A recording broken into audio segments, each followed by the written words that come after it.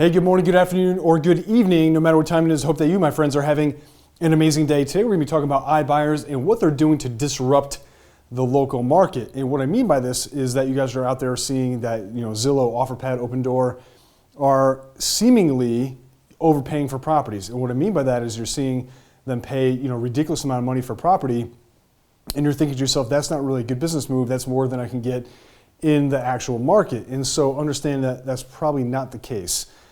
So first, let me just address a couple things. So when Zillow or OfferPad or Opendoor go into a property, they are going to offer a fraction of the actual price that you see in the public records. So when you go into the public records and you're seeing prices of homes that have sold to OfferPad or Opendoor or one of these companies at $307,000, that is not the net to the seller.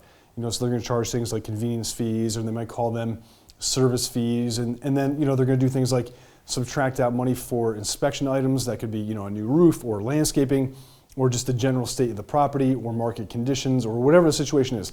They are going to make adjustments that are going to net out of that $307,000, and so maybe they're actually into that property for $250,000.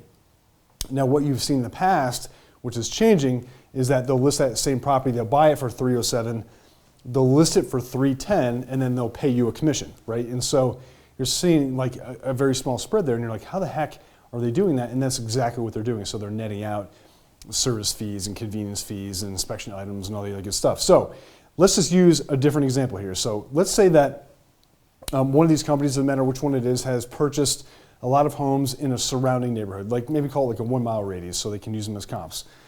So they went through and they purchased these 4 homes at $310,000, $307,000, $320,000, $300,000.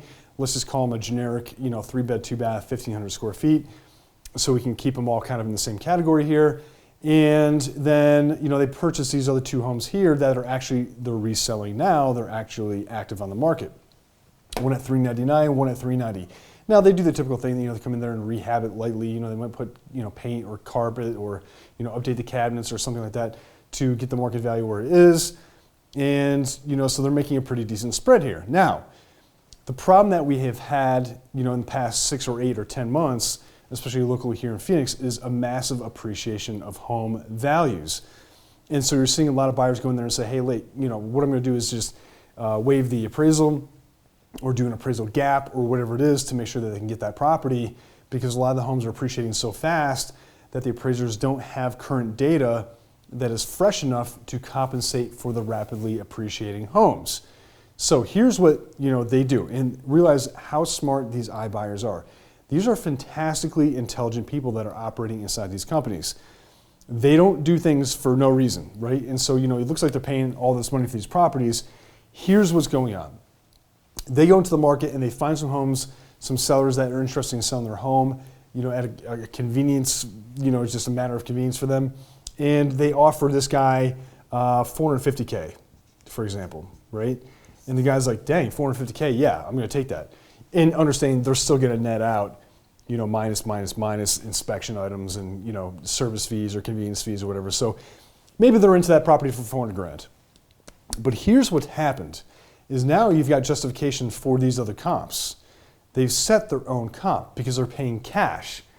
They don't need an appraisal, right? And so to sell these homes, whoever's buying these homes here at $390,000 or $399,000, well, they need good comps to support that value. Well, guess what?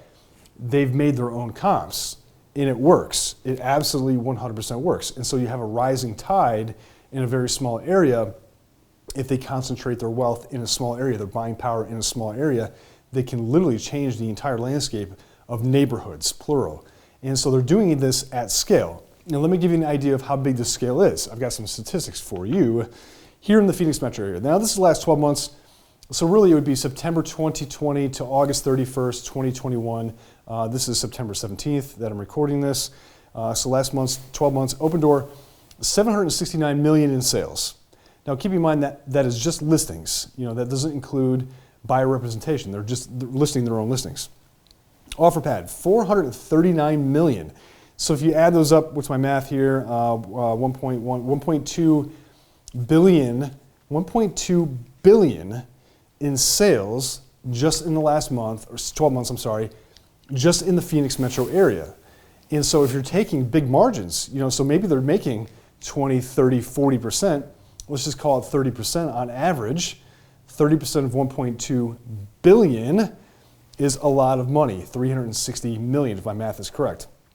And so understand how much money there is at play here.